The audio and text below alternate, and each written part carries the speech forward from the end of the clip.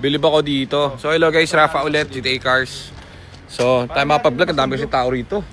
So merong bumili sa atin, solid follower natin yun. Parang ano, pumunta siya noong Sabado. Tapos kaya ako binili to kasi gusto niya raw yung pinakamatindi. So Fiesta.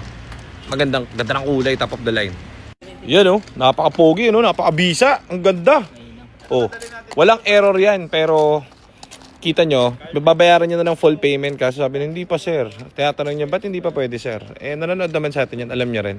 Papalitan pa rin kasi yung training niyan kasi bakit? Ayaw natin ng trouble pagdating ng araw. Baka after 3 months, magka-problem, diba? So, palitan natin ng bago. Diba? Dadaan pa rin sa SOP yan kahit walang ka-error tong isang to at napakaganda.